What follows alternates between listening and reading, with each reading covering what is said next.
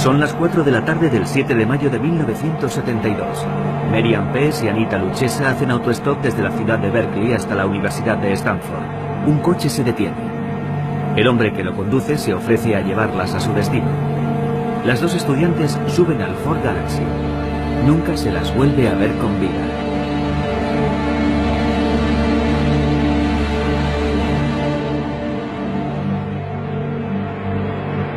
Más tarde, el 14 de septiembre del mismo año, una joven de 15 años llamada Aiko Koo desaparece en las mismas circunstancias mientras hace autostop para acudir a una clase de baile en San Francisco. Casi 4 meses después, el 8 de enero de 1973, Cynthia Schall desaparece en la carretera que conduce a la Universidad de California en Santa Cruz. Un mes más tarde, el 5 de febrero, en la misma carretera, Rosalind Thorpe y Alice Liu desaparecen. En un lapso de 6 meses, Edmund Kempa, el ogro de Santa Cruz, golpea 6 veces.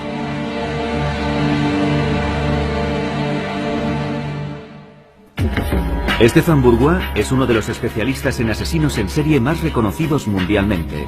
En una carrera de 30 años ha entrevistado a alrededor de 60 asesinos en todo el mundo. El 8 de noviembre de 1991 se reúne con Edmund Kempa en la sala de entrevistas de la penitenciaría de Vacaville en California. El hombre que se presenta ante Stefan Bourgois es un gigante con un peso de 130 kilos y 2,15 metros de altura. Con 43 años de edad, lleva en prisión 18, cumpliendo 8 condenas por asesinato.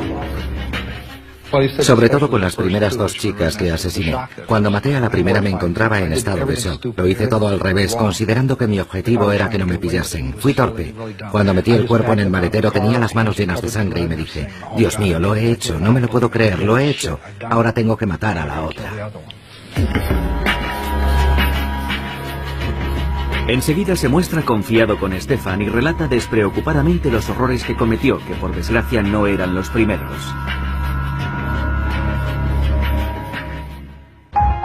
Edmund Emil Kempa III nació en 1948 en Burbank, una ciudad del extrarradio en expansión de Los Ángeles. 9 años después, sus padres ponen fin a una tormentosa relación y su madre decide abandonar California para trasladarse a Montana con sus 3 hijos.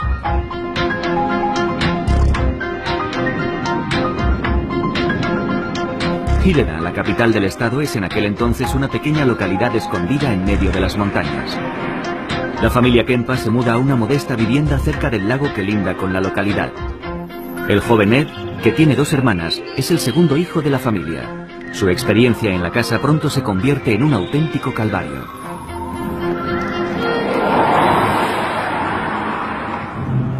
Su madre, Clarnell, con una impresionante estatura, hace gala de una estricta disciplina.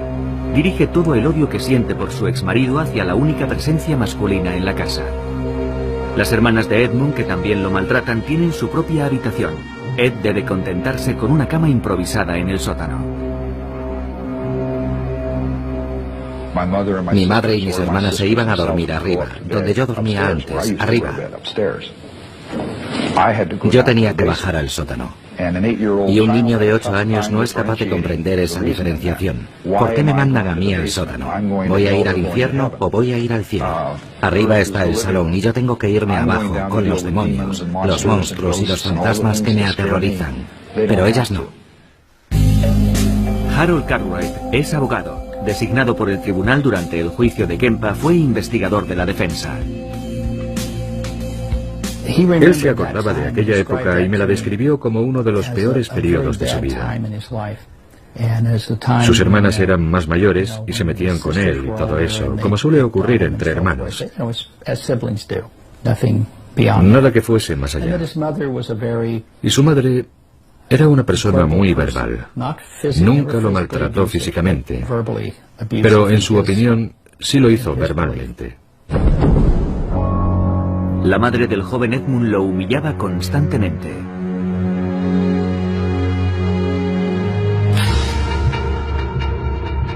Es en esa época cuando tiene lugar un episodio en la infancia de Kempa que los especialistas analizarán más tarde. Yo tenía una pistola de juguete. Era toda metálica. del calibre 5,5. Era una pistola muy elegante, la había comprado en Nueva York. Estuve allí un verano en casa de mi primo, y cuando volví, mi hermana estaba celosa, mi hermana mayor. Odiaba aquella pistola porque se interpuso entre nosotros dos. Era algo que yo tenía y ella no. Aquel viaje a ella le habría gustado hacerlo, pero no lo hizo, lo hice yo. Poco después de regresar del viaje empezó a discutir conmigo por una absoluta nimiedad. Se puso furiosa, cogió la pistola y yo le dije, no la tires. Y me la lanzó a mí, con mucha fuerza. Golpeó el suelo y mi dedo. Y me hizo mucho daño. Pero la pistola se rompió, el mecanismo interior. Ya no volvió a funcionar. Así que me fui a su habitación, cogí una muñeca Barbie, una muñeca muy bonita que tenía, la muñeca Barbie. Todas las niñas tienen una, ¿verdad? Tenía unas tijeras, una máquina de coser. Cogí las tijeras, le arranqué la cabeza a la muñeca y me dije, volverá a colocársela de nuevo. Es como si no le hubiese hecho nada. Así que cogí las tijeras y le corté las manos y le dije, toma, ahora tú tienes un juguete roto y yo tengo otro juguete roto. Aquella fue mi respuesta. Solía entretenerse con juegos muy morbosos con sus hermanas. Jugaba con sus hermanas a la silla eléctrica, atándolas a un sillón, o al juego de la cámara de gas.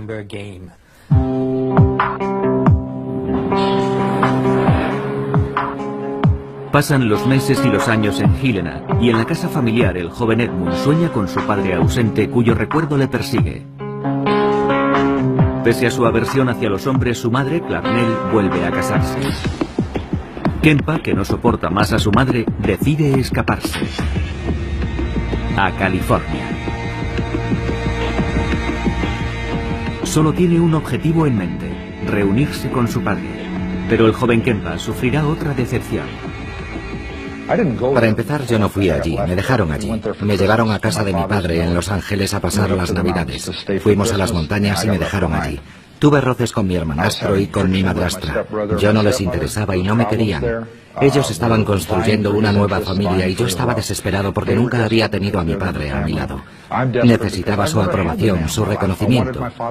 Pero todos actuamos con codicia y desesperación. Nos peleábamos constantemente, había muchos roces, y él no pudo soportarlo, así que se libró de mí. Yo pertenecía a su antigua familia, que había terminado en fracaso. Rechazado en todas partes, sus padres deciden dejarlo en manos de sus abuelos maternos, que viven en una apartada zona de California, en un lugar cerca del parque de Yosemite. Kempa y su padre viajan en coche hasta la localidad de North Fork.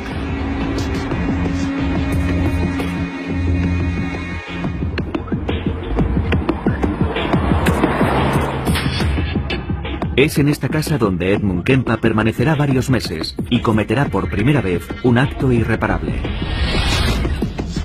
En la época en que cometió el crimen, Richard Verbrugge era inspector de policía especializado en casos criminales. Años después formará parte de la brigada policial que detiene a Kempa. Su abuela era una mujer muy fuerte, se había enfadado mucho con su madre. Perdón, con su abuela, porque ella realizaba tareas que Edmund consideraba que debería hacer él, mientras que a él le asignaban trabajos, en su opinión, más propios de una mujer. Nunca me dejaba salir por mi cuenta, nunca me dejaba salir de la propiedad. Empecé a desarrollar fantasías contra ella, la idea de asesinarla. Ya en aquella época tenía fantasías de decapitación. Esas fantasías ya estaban en mi cabeza. Así que un día mató a su abuela, y cuando el abuelo regresó, sabía que tendría problemas por lo que había hecho, así que mató también a su abuelo. Tras matar a sus abuelos, Ed Kempa llama a su madre para contarle lo que ha hecho. Al no haber cumplido aún los 15 años, y por tanto siendo menor, Kempa no es encarcelado, sino internado en el Hospital Psiquiátrico de Atascadero, California, el 6 de diciembre de 1964, donde permanece durante más de 5 años. Entonces, ni los médicos ni las autoridades detectan ningún signo que indique que se trata de un asesino que terminará reincidiendo más tarde o más temprano. La personalidad de Kempa es analizada, pero los psiquiatras se equivocan en sus estimaciones, diagnosticándole esquizofrenia paranoide.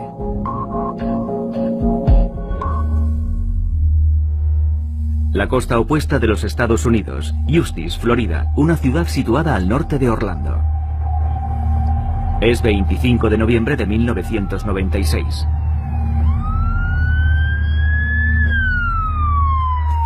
Son las 11:45 cuando este hombre responde a una llamada en la que le comunican que se ha cometido un doble homicidio en una casa situada a varios kilómetros de la ciudad. Jeff Taylor es ayudante del sheriff en la época.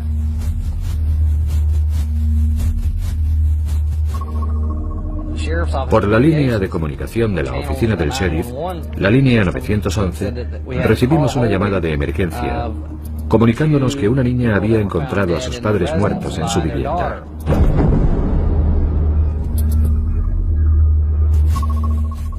Cuando entra en la habitación, Jeff Taylor encuentra los cuerpos de Richard Wendorf, de 49 años de edad, y de su mujer, Ruth, de 53 años. Comprueba que los dos han sido salvajemente asesinados. Sus rostros están totalmente desfigurados. 3 días después, el Día de Acción de Gracias, el 28 de noviembre, un joven de 16 años, Roderick Jackson Ferrell, es detenido en Baton Rouge, Luisiana, e interrogado al día siguiente por la policía. El joven Roderick Ferrell describe con pasmosa y desconcertante tranquilidad el doble asesinato que cometió 3 días antes. Tenía la palanca en la mano por si se abalanzara sobre mí, golpearle con todas mis fuerzas. Y lo que ocurrió fue que dio media vuelta e intentó levantarse del sofá, así que empecé a golpearle. Y no paré porque seguía respirando, así que seguí golpeándolo, golpeándolo, golpeándolo y sintiendo placer mientras lo hacía. ¿Estaba sentado o tumbado mientras eso sucedía? No, tumbado porque estaba inconsciente. ¿Estaba tumbado en el sofá? Se dio media vuelta y cuando intentó levantarse, ¡pum!, le golpeé en la sien. Le dejé seco. Y como estaba inconsciente, pensé, ahora o nunca, porque si se levanta me va a matar. Así que le golpeé hasta que murió y entonces... ¿Le golpeaste en algún otro lugar con la palanca o solo en la cabeza? Le golpeé una vez en el pecho porque no dejaba de respirar, así que le golpeé en el corazón. ¿En el corazón? Cogí la palanca y ¡pum! ¿Para acabar de una vez? La cabeza del señor Wendorf parecía una hamburguesa cruda porque tenía la cabeza y el cráneo completamente destrozados. Richard Wendorf está durmiendo en el sofá del salón cuando Ferrell le golpea 40 veces en el rostro con una palanca. Luego se dirige a la cocina y se encuentra con su mujer, que al comprender que va a agredirla, le arroja una taza de café a la cara antes de atacarle con todas sus fuerzas. Estaba en la cocina y me tiró el café. Me puso perdido. Luego me clavó las uñas en la cara y me agarró la muñeca. Entonces cogí la palanca y empecé a golpearla en la parte posterior del cráneo. ¿Ella intentó huir en aquel momento? Ella se agarraba a mí. Me había clavado las uñas en la cara y no pensaba parar de golpearla hasta que me soltase. ¿Y dónde la golpeaste primero? ¿En la parte posterior de la cabeza o en la cara? La golpeé una vez aquí y luego en la parte posterior del cráneo y le hice el agujero grande que se ve en las fotos. No las he visto. Continúa. Bueno, el caso es que el café apestaba y me enfadé. Así que le di una patada. La derribé y empecé a golpearla hasta que dejó de respirar. El vampiro de Kentucky, como ha sido apodado por los medios, fue condenado a la silla eléctrica el 27 de febrero de 1998 y tras 3 años de espera en el corredor de la muerte, se conmutó su sentencia a cadena perpetua debido a su edad en el momento en que sucedieron los hechos. Como ocurrió con Edmund Kempa y como sucede con la mayoría de los asesinos en serie, es con toda seguridad un suceso acontecido durante la infancia de Ferrell lo que configurará más tarde la personalidad de un asesino, el comienzo de su desviación. Su madre, Sondra Gibson, tenía 17 años cuando nació Roderick. Era inmadura e inestable. Su padre se esfumó 3 semanas después de su nacimiento. Su padre se marchó cuando tenía 3 semanas de edad. En aquel momento nos separamos. Prácticamente no tuvo relación con su padre, Rick. Vino a verle 2 o 3 veces y eso fue todo. 2 o 3 veces? ¿Durante cuántos? En toda su vida. El joven Rod es, en consecuencia, educado por sus abuelos. Un matrimonio muy religioso, pero también, como van a comprobar a continuación, totalmente depravado. Habla usted de celebraciones de misas negras. ¿Puede hablarnos del nombre de ese grupo y de qué ocurría? ¿Cuáles son sus recuerdos de aquello? ¿Qué hacían? En lo que se refiere a las misas negras, existen dos tipos que yo sepa.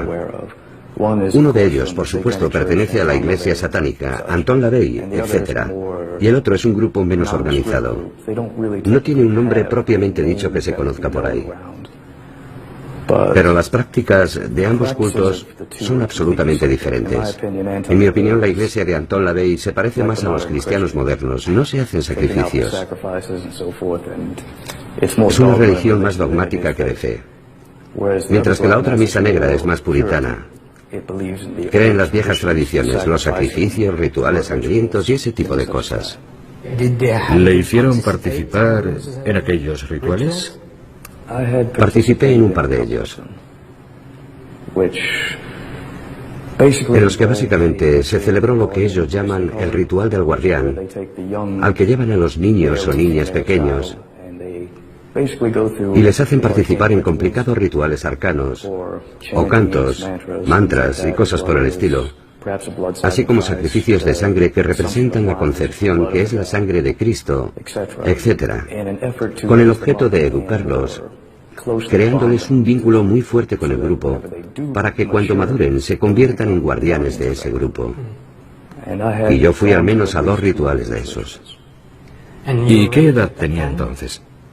Debía tener 6 años. 6. No solo introducen a Ferrell en rituales ocultistas, también le obligan a enfrentarse literalmente al horror. Es violado en 2 ocasiones por uno de los miembros de la secta.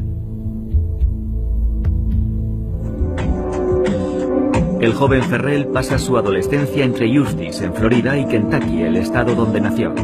Es en ese periodo donde su comportamiento empeora. Introduce a sus compañeros de instituto en el vampirismo con el fin de dominarlos y manipularlos. Empieza a desarrollar también toda suerte de técnicas para dominar a las personas que se encuentran en su entorno más cercano. ¿Cómo se las arregló para tener una influencia tan grande en su grupo? Básicamente, me encantaba la psicología. Solía ir a la biblioteca de la universidad a estudiar psicología. A veces asistía a las conferencias que se daban allí. Intentaba comprender mejor la mente humana. He empleado diferentes técnicas que supongo podrían considerarse técnicas de lavado de cerebro o de alteración mental.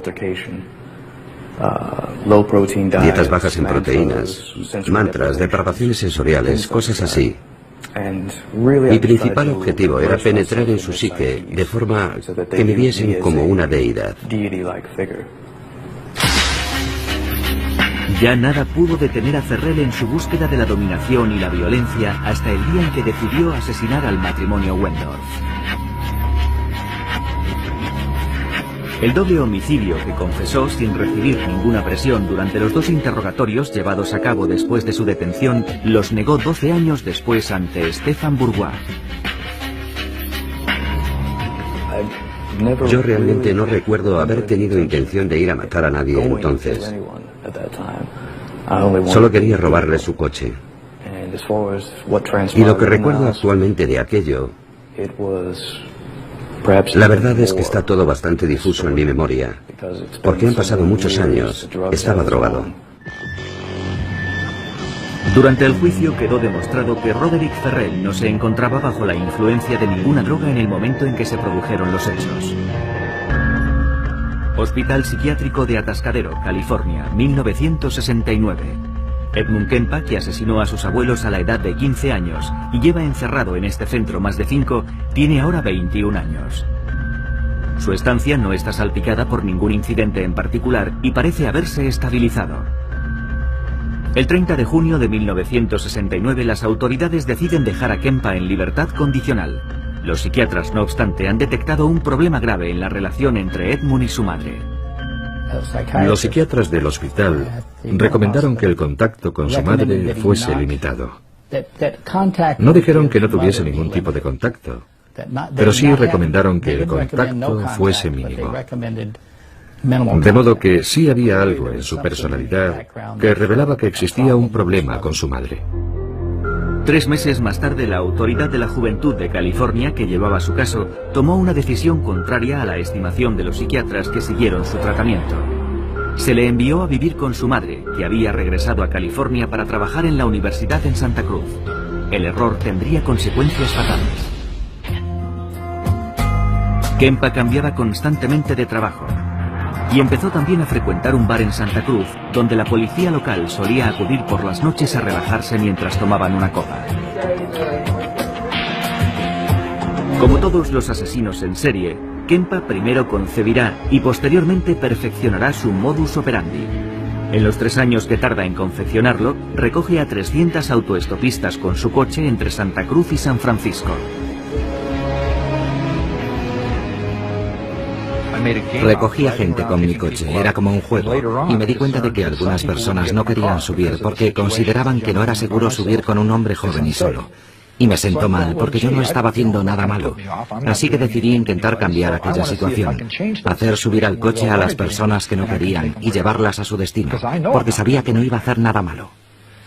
Y descubrí cómo revertir la situación. Todo depende de cómo miras. Si dices, Dios mío, están haciendo autostop, voy a acercarme a toda pastilla, no se meterán en tu coche porque te han visto babeando a una manzana de distancia. Pero si miras tu reloj y dices, caray, no sé si tengo tiempo, y paras, entonces piensan, es un hombre de negocios, vamos a entrar en el coche porque no hay ningún peligro. Así que yo me entretenía con aquel juego para conseguir que entrasen en mi coche. Pero entonces no quería matar a nadie, simplemente me divertía. Más tarde, cuando empecé a matar gente, lo utilizaba contra ellos. Un día, en mayo de 1972, el 7 de mayo exactamente, Kempa pasa a la acción. Aquel día, 2 estudiantes de 18 años, Merian Pes y Anita Luchesa, están haciendo autostop en la carretera que enlaza Berkeley con la Universidad de Stanford. Kempa utiliza todas sus habilidades para conseguir que entren en su coche. Pes no quería entrar en el coche. La otra chica, Anita Luchesa, no era autostopista. La cuestión era quién se sentaba delante y quién detrás. Anita abrió la puerta y me preguntó a dónde iba. En el cartel que llevaban ponía Stanford, así que le dije, voy a Palo Alto, ¿puedo dejaros allí? Oh, genial. Entra en el coche, coge sus cosas y levanta el asiento para que pase su amiga, que estaba mirándome seria, dudando de si entrar o no. Enseguida me di cuenta de que la chica tenía claro que no quería entrar. Un adulto solo, un coche coupé de 2 puertas, de modo que el único sitio por donde salir era pasando por encima del asiento delantero. Así que esas eran todas las señales de aviso para no entrar a un coche con un hombre. En fin. Pero cuando me acerqué a ella se me ocurrió el truco del reloj. ¿Tengo tiempo? Al hacer ese gesto la chica pensó, este tío es un calzonazos, es totalmente inofensivo. Y entró en el coche. Mickey Alufi es uno de los detectives de policía de Santa Cruz que más tarde detendrán a Kempa. Cuando cogía a las autoestopistas, montaban en el coche por la puerta del pasajero y él les decía, creo que la puerta está mal cerrada. Entonces alargaba el brazo, abría de nuevo la puerta y la volvía a cerrar. Sin embargo, el tipo de coche que conducía tenía una manilla de seguridad en el reposabrazos y cuando cerraba la puerta, se bajaba un pestillo que impedía que nadie pudiese salir por la puerta. Ya no se podía manipular la manilla. Y cuando eso ocurría, me dijo, ya no tenían escapatoria. Kempa mató a las 2 estudiantes a puñaladas antes de decapitarlas y deshacerse de los cadáveres, que enterró en las colinas que dominan Santa Cruz, no sin antes violar sus cuerpos.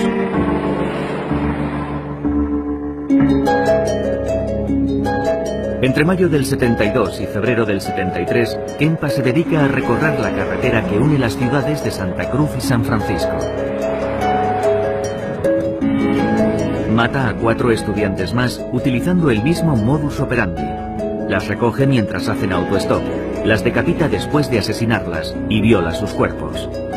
Seguidamente las descuartiza y dispersa los restos con el propósito de despistar a la policía.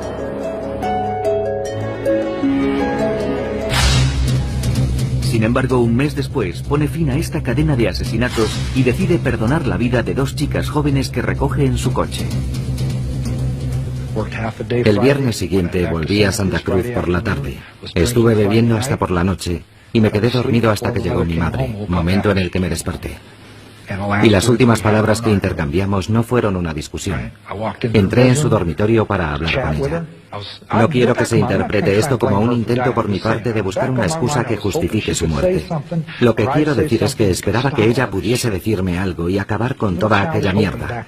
El niño que había dentro de mí tan solo deseaba escuchar aquellas palabras y dejarlo todo. Recuerdo que ella estaba leyendo un libro. Lo soltó bruscamente sobre su regazo y me dijo: Dios santo, no pensarás quedarte ahí hablando toda la noche.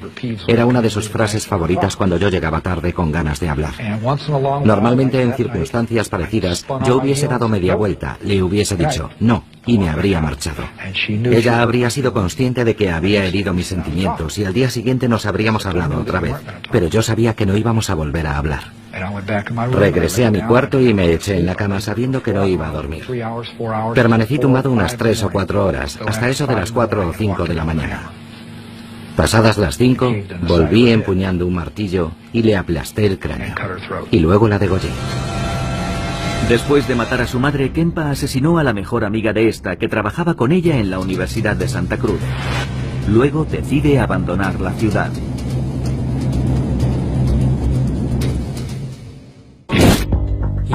Es el peor asesino en serie al que he entrevistado. Te miraba a los ojos y sabías que quería matarte. Cuando sonreía, veías la muerte en sus ojos. Era una mezcla, una horrible mezcolanza de todo tipo de desviaciones. Era cruel e inhumano, un personaje frío y calculador.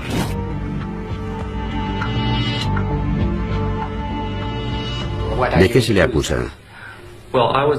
Me acusan de haber matado a 34 mujeres.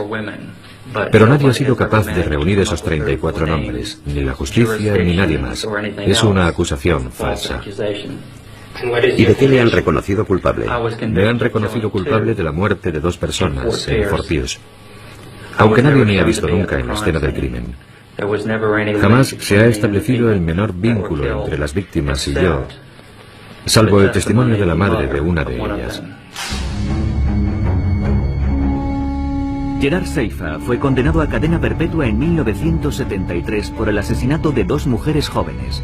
Más adelante la policía le atribuirá 34 víctimas en total, pero se calcula que podría haber matado entre 80 y 110 personas.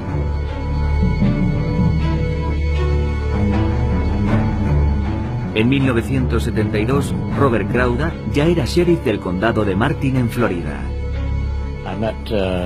Conocí a Gerard Seifa cuando se presentó como candidato al puesto de ayudante del sheriff.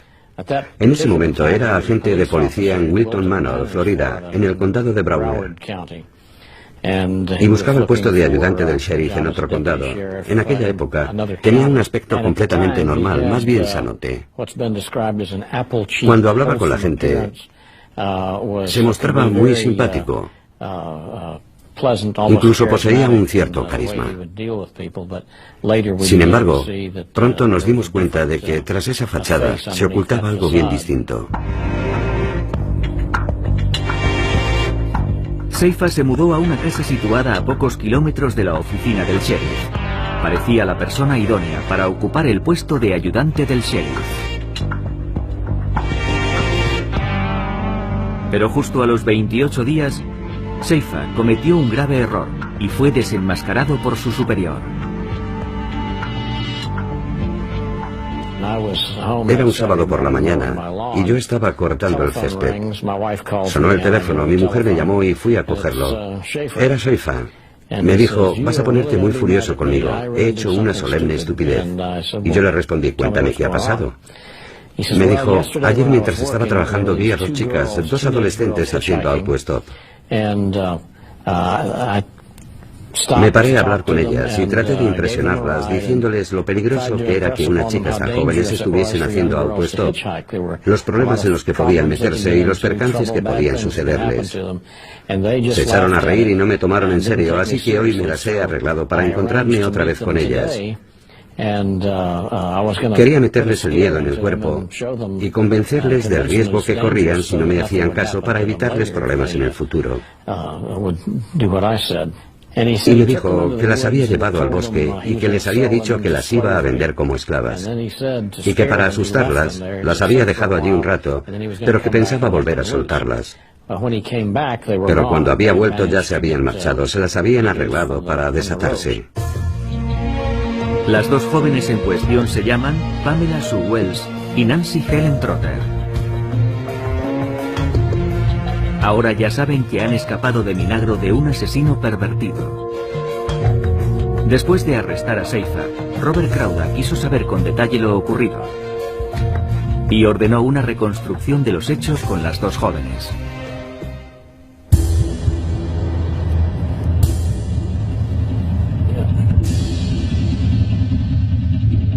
Lo que descubre le deja completamente helado. Después de llevarlas a la espesura del bosque, a la salida del pueblo, Seifa decide amordazar a las dos jóvenes antes de maniatarles las extremidades, ponerles una cuerda alrededor del cuello y finalmente atarlas a un árbol. Acto seguido, Seifa les comenta que se va, que tiene que hacer un recado, pero que volverá a acabar el trabajo. Les comunica que las va a matar, pero que antes las torturará. Sin embargo, durante su ausencia, las dos jóvenes consiguen soltarse y huir. Las dos jóvenes le contaron un poco más o menos la misma versión que me había contado Seifa. Le habían visto el día anterior y volvieron a coincidir con él al día siguiente, pero luego me dijeron que las había pellizcado en el culo y que les había tocado otras partes. Ya no recuerdo con exactitud todo lo que me describieron, y que empezaron a sentirse aterrorizadas cuando las ató al árbol y las dejó allí colgadas. Seifa es entonces detenido por su superior. A renglón seguido aparece un nuevo elemento que servirá para desenmascararlo definitivamente. Casi al mismo tiempo se descubren dos cuerpos en los alrededores de Vero Beach, en Fort Pierce para ser exactos. Robert Stone es el fiscal en el proceso que se abre contra Seifa en octubre de 1973.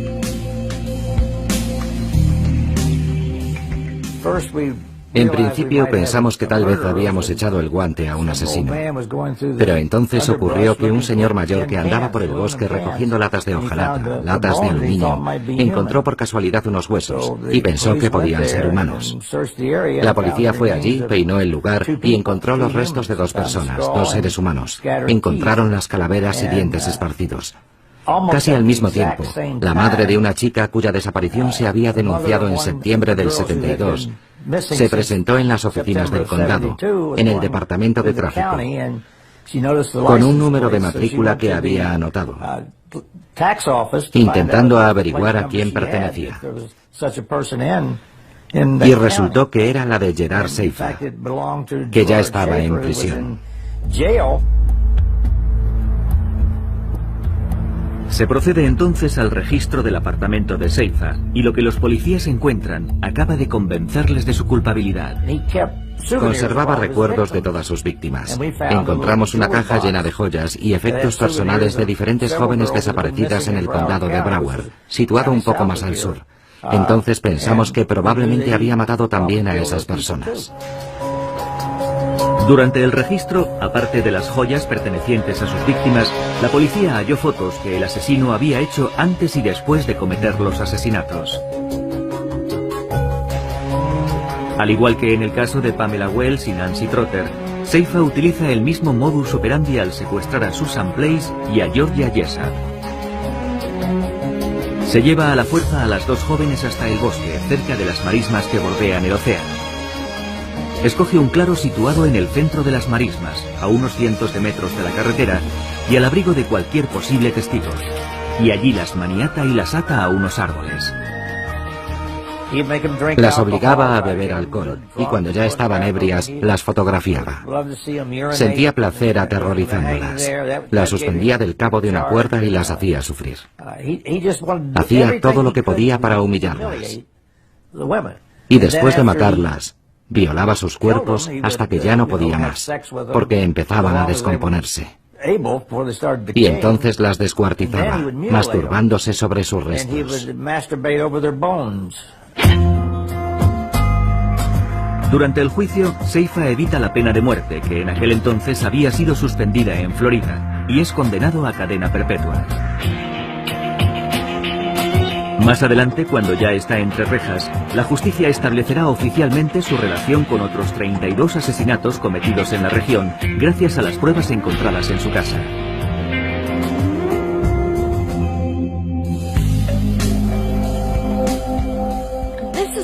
Esta es la casa en la que vivía Gerard Seifa cuando yo lo conocí en 1964. Sondra London conoce bien a Gerard Seifa. Salió con él durante un año. Luego le pierde de vista y reanuda el contacto con él 10 años más tarde al enterarse de sus crímenes. Siempre contaba dos historias. La primera era: soy el asesino en serie de mujeres más grande del siglo. La segunda era: soy inocente. Jamás he matado a nadie. Soy un honrado policía. Y recuerdo un momento memorable. Esta frase me la dijo muy lentamente. Me miró a los ojos y me dijo: tú no lo puedes comprender porque no eres un asesino en serie.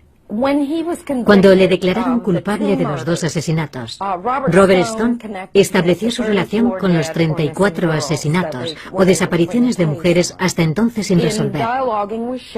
Hablando con Seifa de sus otros casos, sugirió... Bueno, no lo sugirió. Escribió de su puño y letra en una carta que el número de sus crímenes oscilaba entre 80 y 110. Y él me comentaba muchas veces, es verdaderamente horripilante, pero decía, ¿cómo definir un asesinato?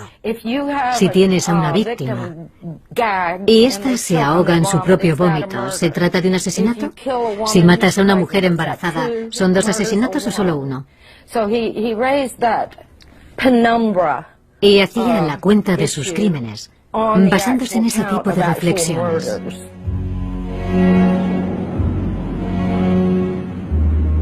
En los años 60, Seifa vive con sus padres en la estación balnearia de Fort Lauderdale, en Florida.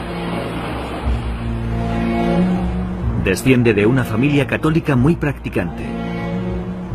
Siendo niño, Seifa empieza a detestar a su padre, que ha comenzado a serle infiel a su esposa, mientras que él mantiene una relación íntima con su madre.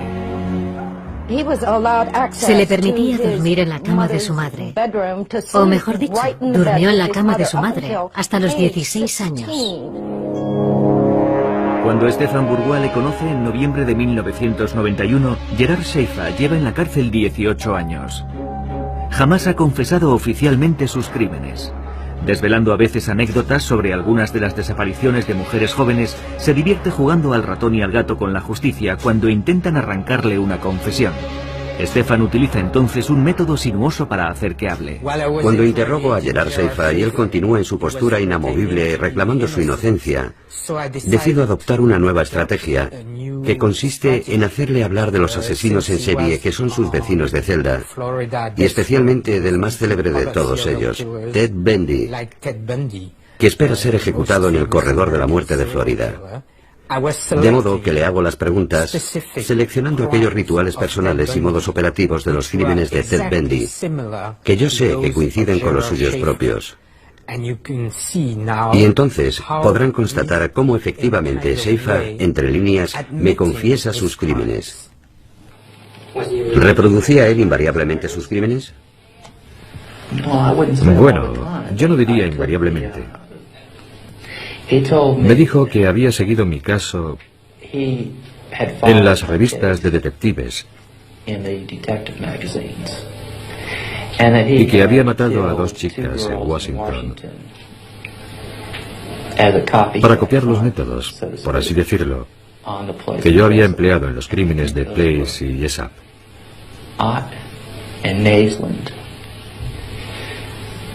Creo que aquellas se llamaban Ott y Naisland. Me dijo que las había llevado por un camino forestal y las había estrangulado, que había violado sus cuerpos, que había vuelto y las había violado una vez más, y que las había decapitado, como una especie de homenaje. Y yo pensé, sois unos cabrones por escribir algo así. Mirad a este tipo. que ha leído y se ha creído todas vuestras estupideces, cuando yo no he admitido absolutamente nada. Y encima se vanagloria de ello. Bueno, no se estaban vanagloriando exactamente. En realidad era un homenaje. ¿Cuántas has matado en realidad, Gerard? Dicen que 34. ¿Son todas las que mataste o tienes algunas enterradas en tumbas privadas? Entonces le dije, Ted, soy el mejor. ¿Qué se le puede contestar a alguien así?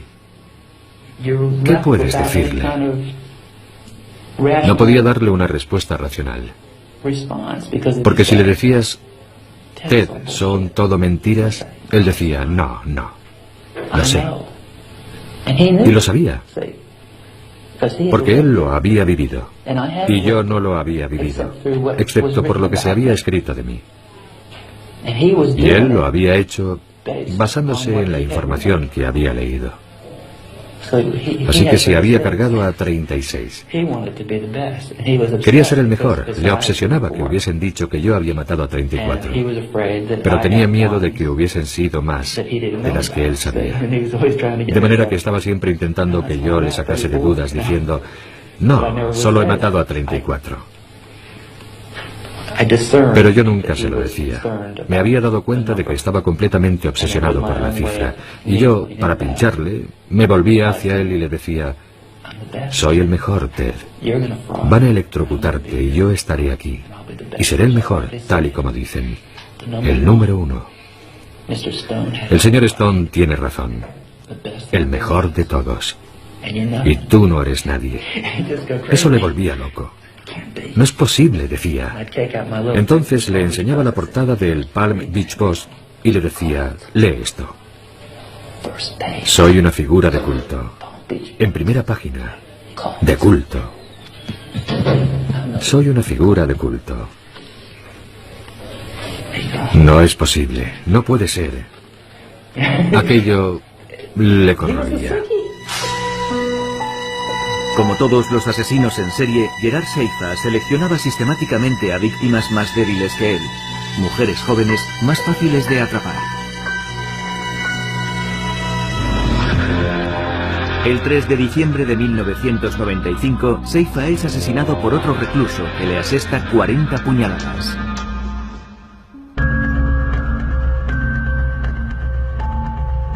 Estamos de nuevo en California, el fin de semana de Pascua de 1973. Edmund Kempa acaba de asesinar salvajemente a su madre y a una amiga de esta. Sintiéndose acorralado y asustado, Kempa decide emprender la huida. Sale de California y conduce día y noche tomando pastillas para mantenerse despierto.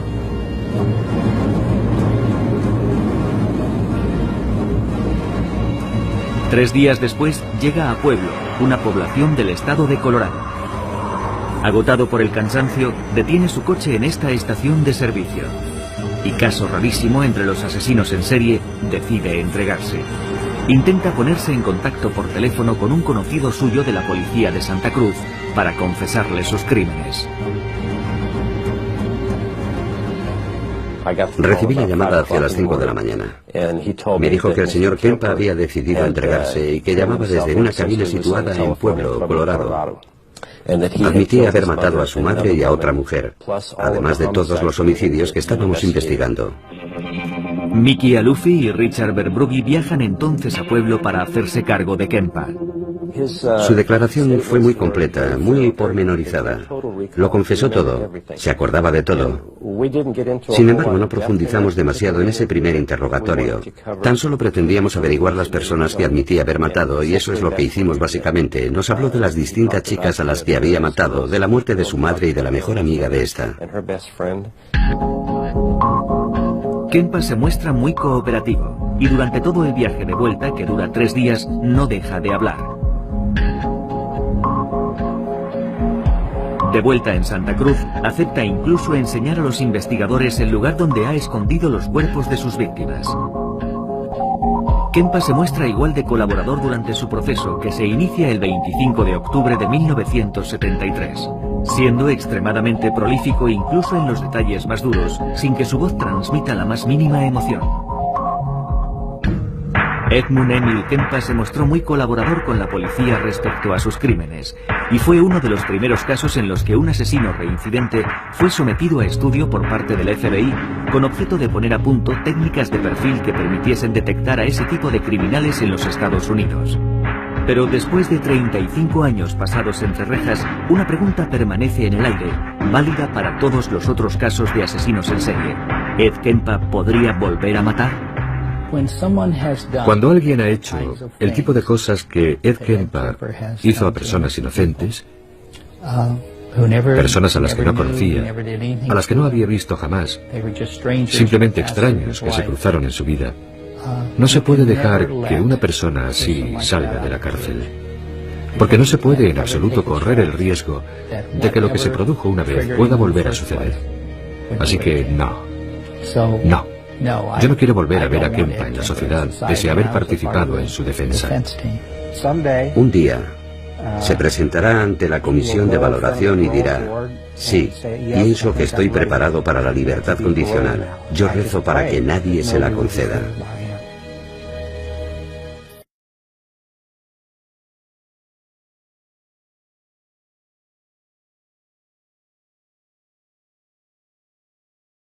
Tipo de cosas. ¿Le hicieron participar en aquellos rituales? Participé en un par de ellos, en los que básicamente se celebró lo que ellos llaman el ritual del guardián, al que llevan a los niños o niñas pequeños y les hacen participar en complicados rituales arcanos, o cantos, mantras y cosas por el estilo, así como sacrificios de sangre que representan la concepción, que es la sangre de Cristo, etc., con el objeto de educarlos, creándoles un vínculo muy fuerte con el grupo, para que cuando maduren se conviertan en guardianes de ese grupo. Y yo fui al menos a 2 rituales de esos. ¿Y qué edad tenía entonces? Debía tener 6 años. 6.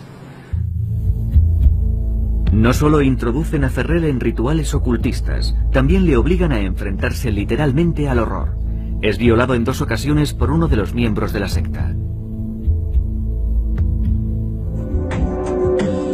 El joven Ferrell pasa su adolescencia entre Eustis, en Florida, y Kentucky, el estado donde nació. Es en ese periodo donde su comportamiento empeora. Introduce a sus compañeros de instituto en el vampirismo con el fin de dominarlos y manipularlos.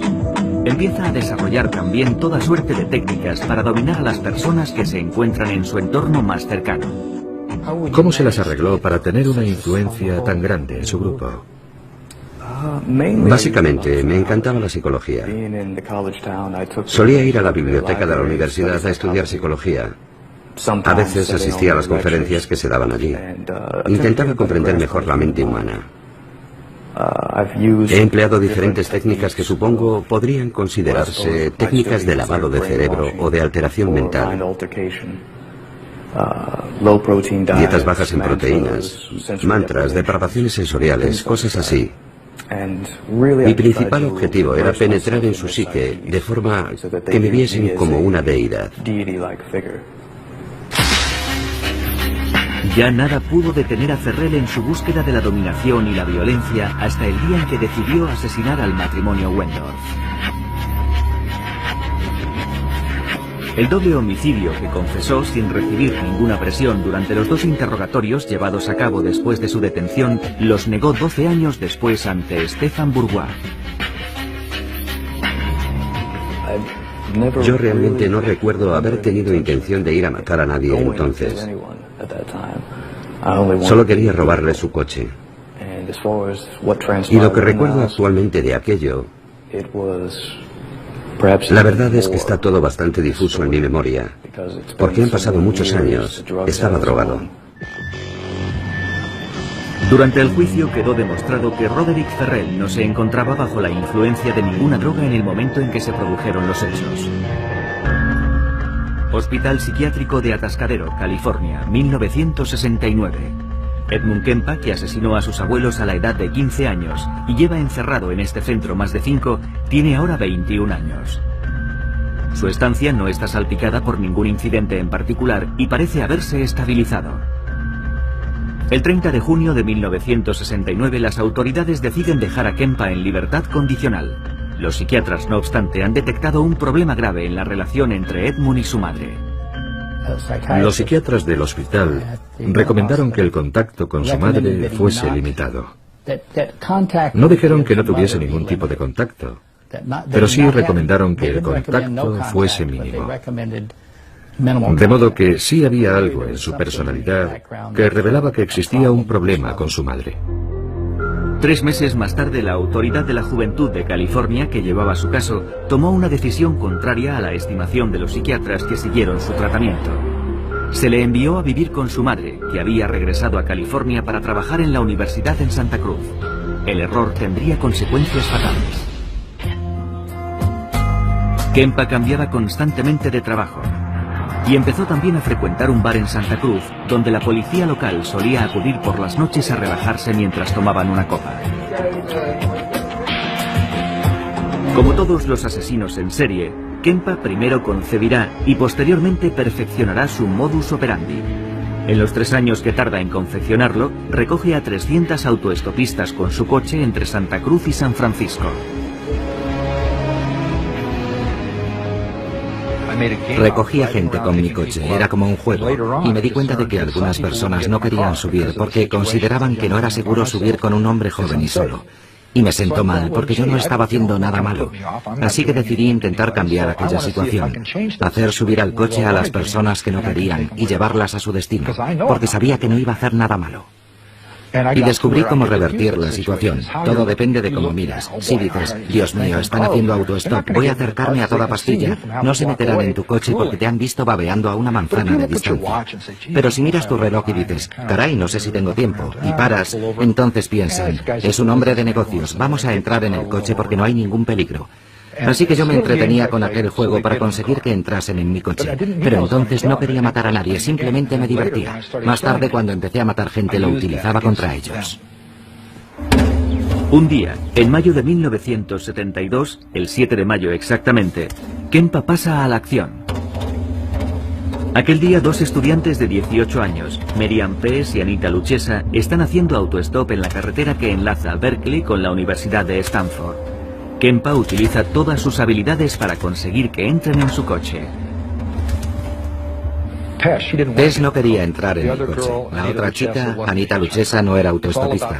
La cuestión era quién se sentaba delante y quién detrás. Anita abrió la puerta y me preguntó a dónde iba. En el cartel que llevaban ponía Stanford, así que le dije, voy a Palo Alto, ¿puedo dejaros allí? Oh, genial. Entra en el coche, coge sus cosas y levanta el asiento para que pase su amiga, que estaba mirándome seria, dudando de si entrar o no. Enseguida me di cuenta de que la chica tenía claro que no quería entrar. Un adulto solo, un coche coupé de 2 puertas, de modo que el único sitio por donde salir era pasando por encima del asiento delantero. Así que esas eran todas las señales de aviso para no entrar a un coche con un hombre. En fin. Pero cuando me acerqué a ella se me ocurrió el truco del reloj. ¿Tengo tiempo? Al hacer ese gesto la chica pensó, este tío es un calzonazos, es totalmente inofensivo. Y entró en el coche. Mickey Alufi es uno de los detectives de policía de Santa Cruz que más tarde detendrán a Kempa. Cuando cogía a las autoestopistas, montaban en el coche por la puerta del pasajero y él les decía, creo que la puerta está mal cerrada. Entonces alargaba el brazo, abría de nuevo la puerta y la volvía a cerrar. Sin embargo, el tipo de coche que conducía tenía una manilla de seguridad en el reposabrazos y cuando cerraba la puerta, se bajaba un pestillo que impedía que nadie pudiese salir por la puerta. Ya no se podía manipular la manilla. Y cuando eso ocurría, me dijo, ya no tenían escapatoria.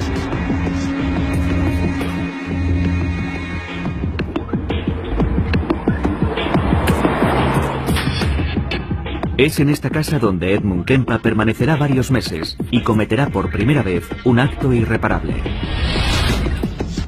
En la época en que cometió el crimen, Richard Verbrugge era inspector de policía especializado en casos criminales. Años después formará parte de la brigada policial que detiene a Kempa. Su abuela era una mujer muy fuerte, se había enfadado mucho con su madre. Perdón, con su abuela, porque ella realizaba tareas que Edmund consideraba que debería hacer él, mientras que a él le asignaban trabajos, en su opinión, más propios de una mujer. Nunca me dejaba salir por mi cuenta, nunca me dejaba salir de la propiedad. Empecé a desarrollar fantasías contra ella, la idea de asesinarla. Ya en aquella época tenía fantasías de decapitación. Esas fantasías ya estaban en mi cabeza. Así que un día mató a su abuela, y cuando el abuelo regresó, sabía que tendría problemas por lo que había hecho, así que mató también a su abuelo. Tras matar a sus abuelos, Ed Kempa llama a su madre para contarle lo que ha hecho. Al no haber cumplido aún los 15 años, y por tanto siendo menor, Kempa no es encarcelado, sino internado en el Hospital Psiquiátrico de Atascadero, California, el 6 de diciembre de 1964, donde permanece durante más de 5 años. Entonces, ni los médicos ni las autoridades detectan ningún signo que indique que se trata de un asesino que terminará reincidiendo más tarde o más temprano. La personalidad de Kempa es analizada, pero los psiquiatras se equivocan en sus estimaciones, diagnosticándole esquizofrenia paranoide.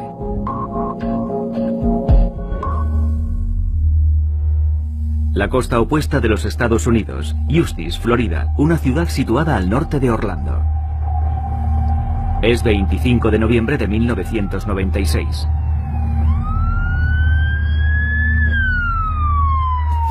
Son las 11:45 cuando este hombre responde a una llamada en la que le comunican que se ha cometido un doble homicidio en una casa situada a varios kilómetros de la ciudad. Jeff Taylor es ayudante del sheriff en la época.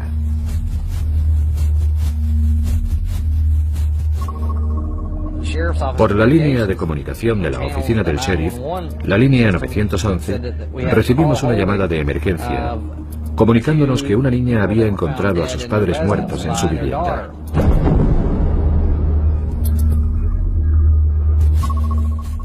Cuando entra en la habitación, Jeff Taylor encuentra los cuerpos de Richard Wendorf, de 49 años de edad, y de su mujer, Ruth, de 53 años.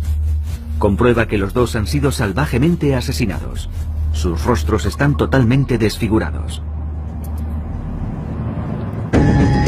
3 días después, el Día de Acción de Gracias, el 28 de noviembre, un joven de 16 años, Roderick Jackson Ferrell, es detenido en Baton Rouge, Luisiana, e interrogado al día siguiente por la policía.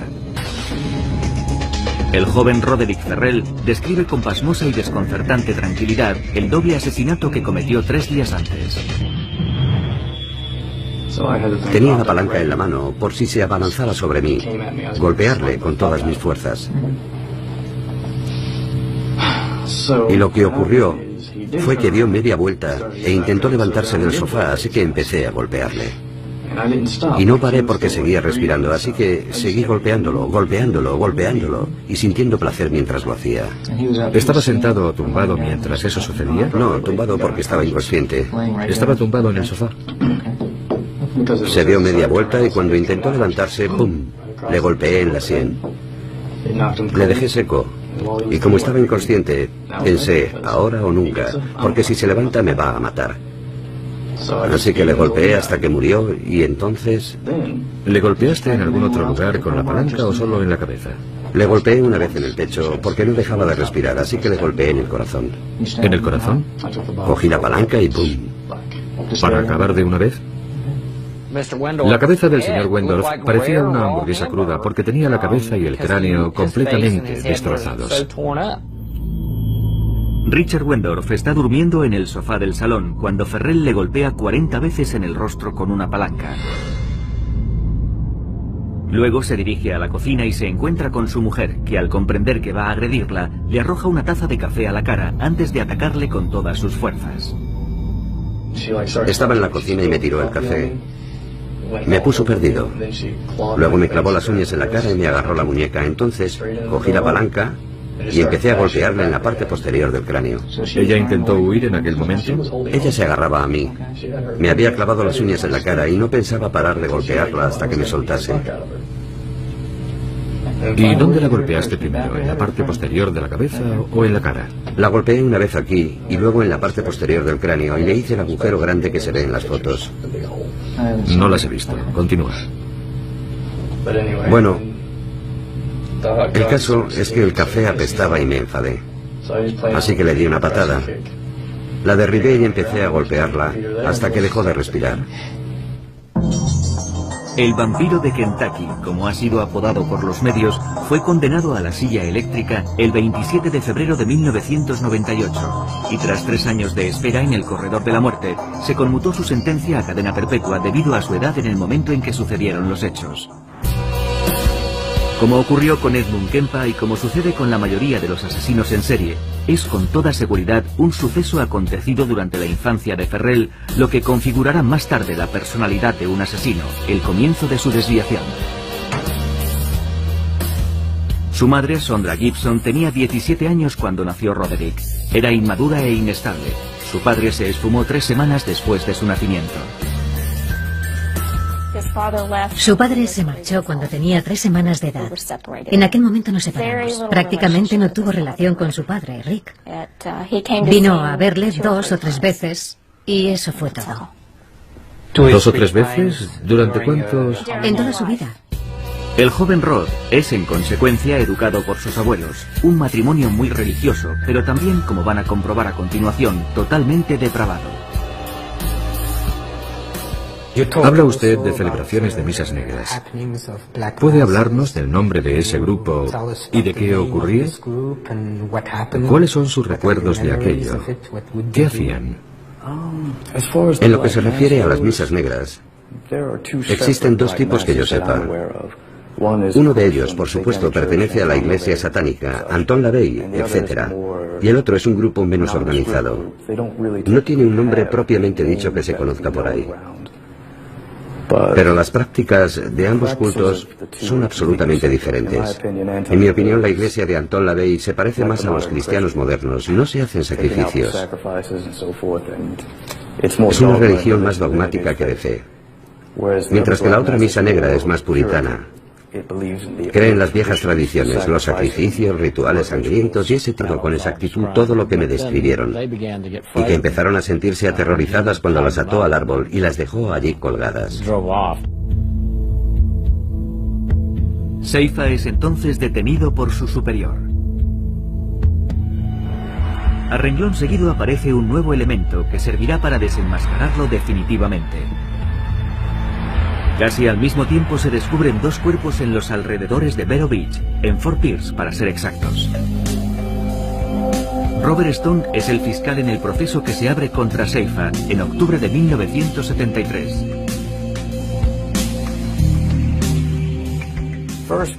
En principio pensamos que tal vez habíamos echado el guante a un asesino.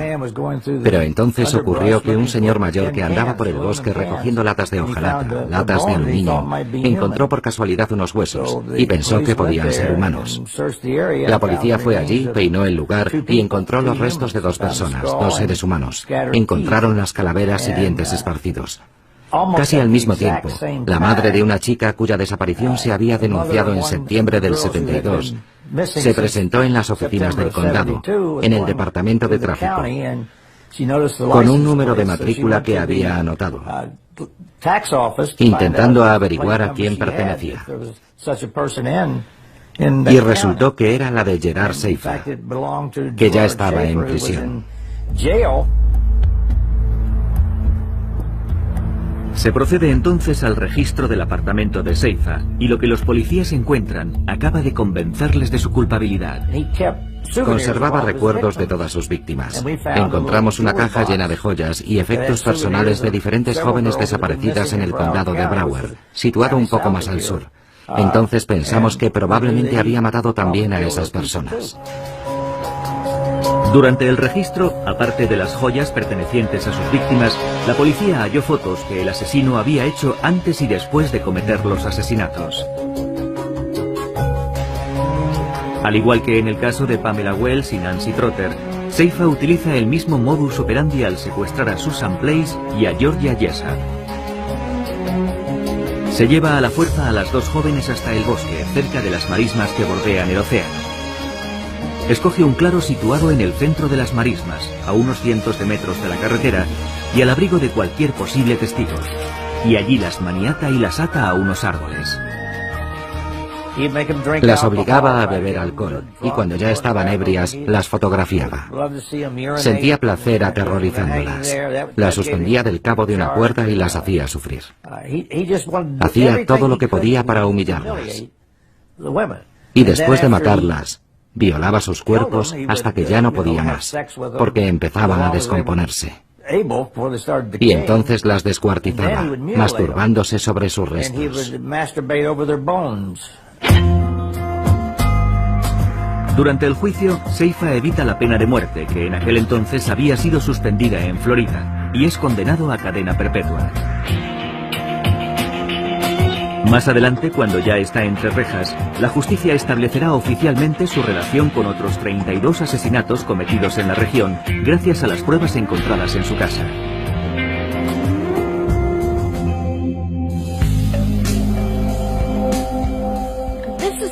Esta es la casa en la que vivía Gerard Seifa cuando yo lo conocí en 1964. Sondra London conoce bien a Gerard Seifa. Salió con él durante un año. Luego le pierde de vista y reanuda el contacto con él 10 años más tarde al enterarse de sus crímenes. Siempre contaba dos historias. La primera era: soy el asesino en serie de mujeres más grande del siglo. La segunda era: soy inocente. Jamás he matado a nadie. Soy un honrado policía. Y recuerdo un momento memorable. Esta frase me la dijo muy lentamente. Me miró a los ojos y me dijo: tú no lo puedes comprender porque no eres un asesino en serie. Cuando le declararon culpable de los dos asesinatos, Robert Stone estableció su relación con los 34 asesinatos o desapariciones de mujeres hasta entonces sin resolver. Hablando con Seifa de sus otros casos, sugirió... Bueno, no lo sugirió. Escribió de su puño y letra en una carta que el número de sus crímenes oscilaba entre 80 y 110. Y él me comentaba muchas veces: es verdaderamente horripilante, pero decía, ¿cómo definir un asesinato? Si tienes a una víctima y ésta se ahoga en su propio vómito, ¿se trata de un asesinato? Si matas a una mujer embarazada, ¿son dos asesinatos o solo uno? Y hacía la cuenta de sus crímenes, basándose en ese tipo de reflexiones.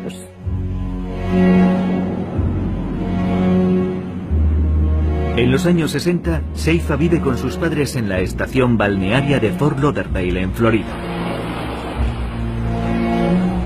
Desciende de una familia católica muy practicante. Siendo niño, Seifa empieza a detestar a su padre, que ha comenzado a serle infiel a su esposa, mientras que él mantiene una relación íntima con su madre. Se le permitía dormir en la cama de su madre, o mejor dicho, durmió en la cama de su madre hasta los 16 años. Cuando Stefan Bourgois le conoce en noviembre de 1991, Gerard Seifa lleva en la cárcel 18 años. Jamás ha confesado oficialmente sus crímenes. Desvelando a veces anécdotas sobre algunas de las desapariciones de mujeres jóvenes, se divierte jugando al ratón y al gato con la justicia cuando intentan arrancarle una confesión. Stefan utiliza entonces un método sinuoso para hacer que hable. Cuando interrogo a Gerard Seifa y él continúa en su postura inamovible reclamando su inocencia, decido adoptar una nueva estrategia que consiste en hacerle hablar de los asesinos en serie que son sus vecinos de celda, y especialmente del más célebre de todos ellos, Ted Bundy, que espera ser ejecutado en el corredor de la muerte de Florida. De modo que le hago las preguntas seleccionando aquellos rituales personales y modos operativos de los crímenes de Ted Bundy, que yo sé que coinciden con los suyos propios. Y entonces podrán constatar cómo efectivamente Seifa, entre líneas, me confiesa sus crímenes. ¿Reproducía él invariablemente sus crímenes? Bueno, yo no diría invariablemente. Me dijo que había seguido mi caso en las revistas de detectives y que había matado a 2 chicas en Washington para copiar los métodos, por así decirlo, que yo había empleado en los crímenes de Place y Jessup.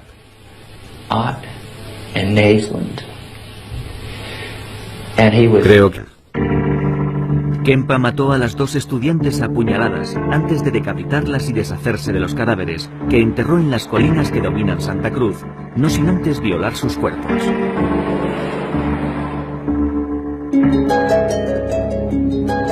Entre mayo del 72 y febrero del 73, Kempa se dedica a recorrer la carretera que une las ciudades de Santa Cruz y San Francisco.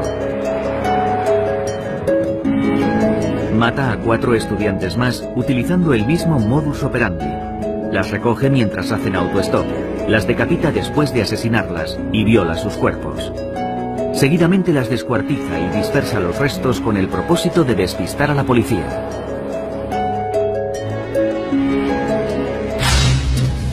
Sin embargo, un mes después pone fin a esta cadena de asesinatos y decide perdonar la vida de 2 chicas jóvenes que recoge en su coche.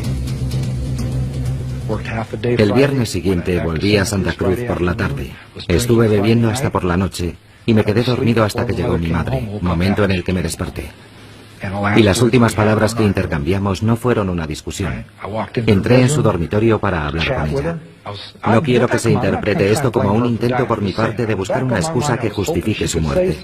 Lo que quiero decir es que esperaba que ella pudiese decirme algo y acabar con toda aquella mierda.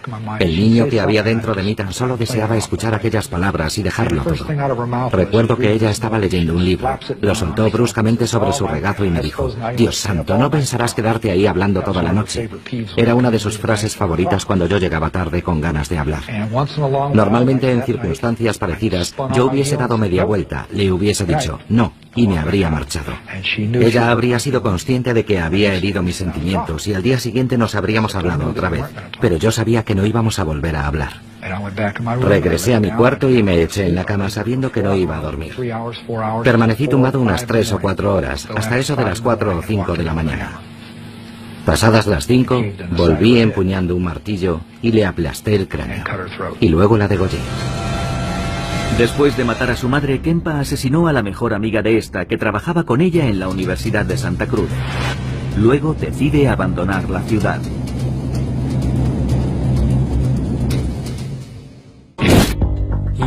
es el peor asesino en serie al que he entrevistado. Te miraba a los ojos y sabías que quería matarte. Cuando sonreía, veías la muerte en sus ojos. Era una mezcla, una horrible mezcolanza de todo tipo de desviaciones. Era cruel e inhumano, un personaje frío y calculador.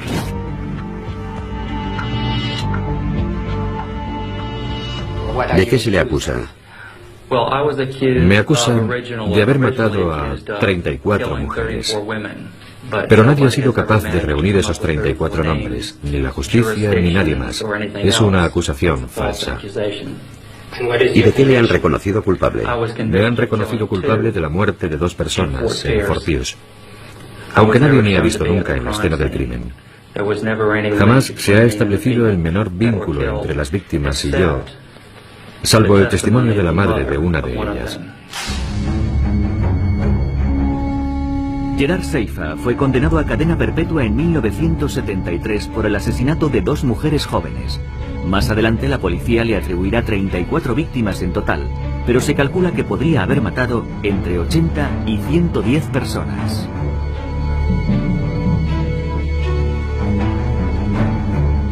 En 1972, Robert Crowder ya era sheriff del condado de Martin en Florida. Conocí a Gerard Seifa cuando se presentó como candidato al puesto de ayudante del sheriff. En ese momento era agente de policía en Wilton Manor, Florida, en el condado de Broward. Y buscaba el puesto de ayudante del sheriff en otro condado. En aquella época tenía un aspecto completamente normal, más bien sanote. Cuando hablaba con la gente, se mostraba muy simpático. Incluso poseía un cierto carisma. Sin embargo, pronto nos dimos cuenta de que tras esa fachada se ocultaba algo bien distinto. Seifa se mudó a una casa situada a pocos kilómetros de la oficina del sheriff. Parecía la persona idónea para ocupar el puesto de ayudante del sheriff. Pero justo a los 28 días, Seifa cometió un grave error y fue desenmascarado por su superior. Era un sábado por la mañana y yo estaba cortando el césped. Sonó el teléfono, mi mujer me llamó y fui a cogerlo. Era Seifa. Me dijo, vas a ponerte muy furioso conmigo, he hecho una solemne estupidez. Y yo le respondí, cuéntame qué ha pasado. Me dijo, ayer mientras estaba trabajando vi a dos chicas, dos adolescentes haciendo autostop. Me paré a hablar con ellas y traté de impresionarlas diciéndoles lo peligroso que era que unas chicas tan jóvenes estuviesen haciendo autostop, los problemas en los que podían meterse y los percances que podían sucederles. Se echaron a reír y no me tomaron en serio, así que hoy me las he arreglado para encontrarme otra vez con ellas. Quería meterles el miedo en el cuerpo y convencerles del riesgo que corrían si no me hacían caso para evitarles problemas en el futuro. Y me dijo que las había llevado al bosque y que les había dicho que las iba a vender como esclavas. Y que para asustarlas, las había dejado allí un rato, pero que pensaba volver a soltarlas. Pero cuando había vuelto ya se habían marchado, se las habían arreglado para desatarse. Las dos jóvenes en cuestión se llaman Pamela Sue Wells y Nancy Helen Trotter. Ahora ya saben que han escapado de milagro de un asesino pervertido. Después de arrestar a Seifa, Robert Crowder quiso saber con detalle lo ocurrido y ordenó una reconstrucción de los hechos con las dos jóvenes.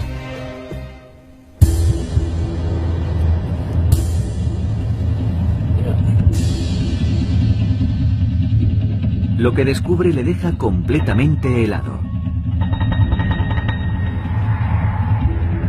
Después de llevarlas a la espesura del bosque, a la salida del pueblo, Seifa decide amordazar a las dos jóvenes antes de maniatarles las extremidades, ponerles una cuerda alrededor del cuello y finalmente atarlas a un árbol.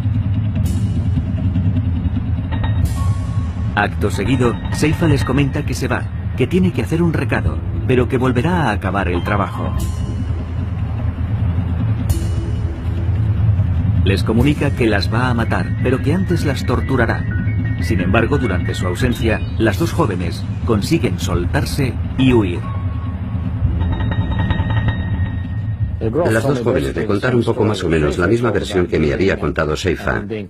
Le habían visto el día anterior y volvieron a coincidir con él al día siguiente, pero luego me dijeron que las había pellizcado en el culo y que les había tocado otras partes. Ya no recuerdo. Son las 4 de la tarde del 7 de mayo de 1972. Merian Pes y Anita Luchesa hacen autostop desde la ciudad de Berkeley hasta la Universidad de Stanford. Un coche se detiene. El hombre que lo conduce se ofrece a llevarlas a su destino. Las dos estudiantes suben al Ford Galaxy. Nunca se las vuelve a ver con vida.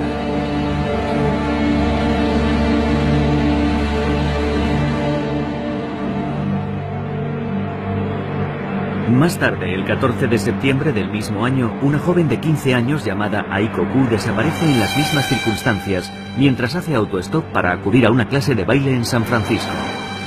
Casi 4 meses después, el 8 de enero de 1973, Cynthia Schall desaparece en la carretera que conduce a la Universidad de California en Santa Cruz.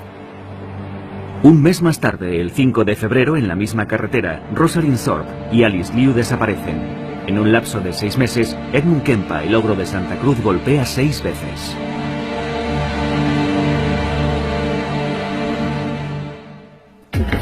Stéphane Bourgois es uno de los especialistas en asesinos en serie más reconocidos mundialmente.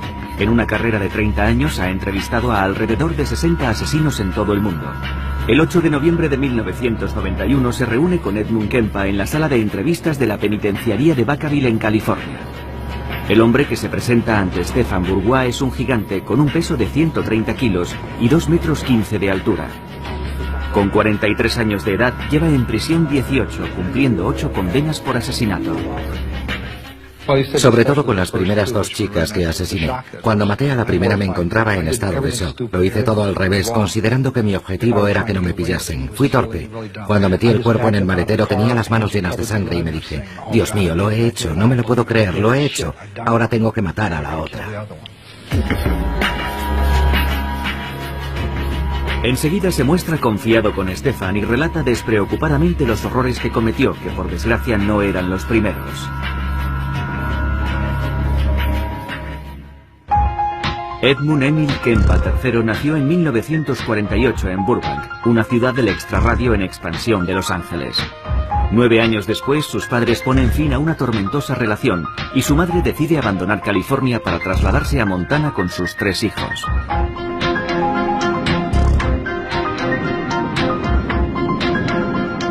Helena, la capital del estado, es en aquel entonces una pequeña localidad escondida en medio de las montañas. La familia Kempa se muda a una modesta vivienda cerca del lago que linda con la localidad.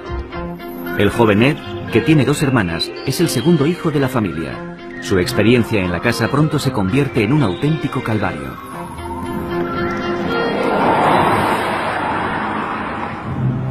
Su madre, Clarnell, con una impresionante estatura, hace gala de una estricta disciplina. Dirige todo el odio que siente por su exmarido hacia la única presencia masculina en la casa.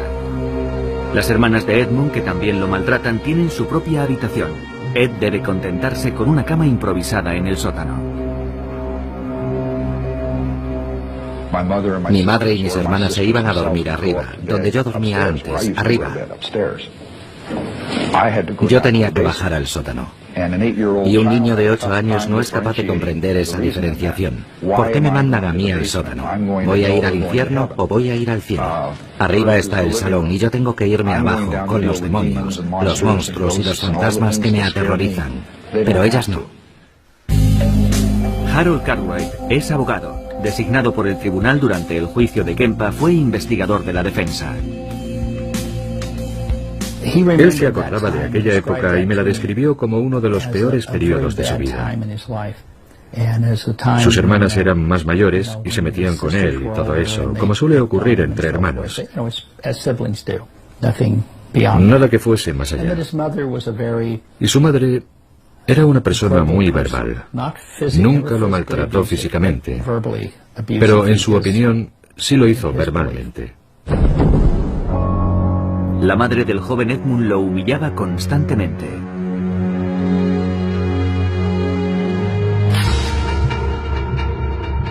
Es en esa época cuando tiene lugar un episodio en la infancia de Kempa que los especialistas analizarán más tarde. Yo tenía una pistola de juguete. Era toda metálica. Del calibre 5,5. Era una pistola muy elegante, la había comprado en Nueva York. Estuve allí un verano en casa de mi primo, y cuando volví, mi hermana estaba celosa, mi hermana mayor. Odiaba aquella pistola porque se interpuso entre nosotros dos. Era algo que yo tenía y ella no.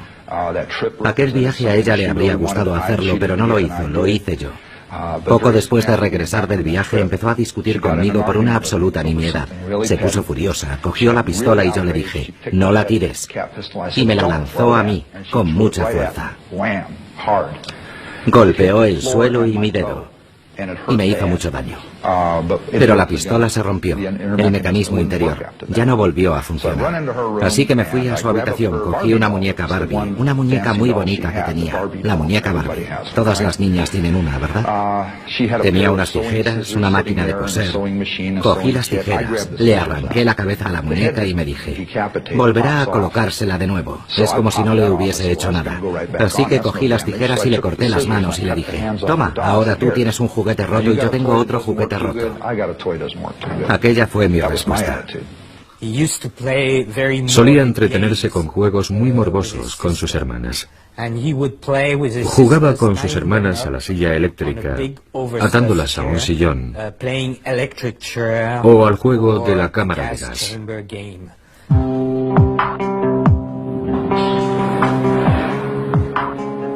Pasan los meses y los años en Helena, y en la casa familiar el joven Edmund sueña con su padre ausente, cuyo recuerdo le persigue.